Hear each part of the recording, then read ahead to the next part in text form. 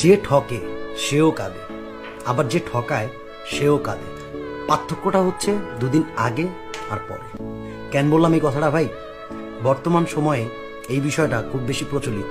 আপনি তার দ্বারা ঠকছেন, সে আপনাকে ঠকাইছে, সে আপনার সাথে চিট করছে, আপনি তার সাথে চিট করছেন।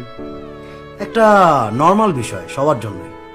কিন্তু আপনি কি আপনার দিক থেকে কখনো এই কোশ্চেনটা নিজেকে করছেন যে আপনি যার সাথে চিট করতেছেন সেও কিন্তু আপনার উপর ডিপেন্ড ছিল, সেও আপনার জন্য নীরবে কোথাও না কোথাও ঠিকই কান্না করছে, বাট আপনি তা দেখেন নাই, আপনি তা দেখার আগ্রহ প্রকাশ করেন নাই।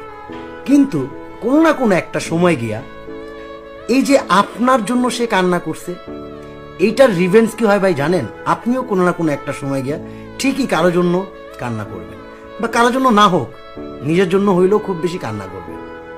একদিন আগে আর পরে। কথায় আছে না, যে যেমন করবে সে ঠিক তেমনটাই পাবে, একদিন আগে বা পরে। তো খুব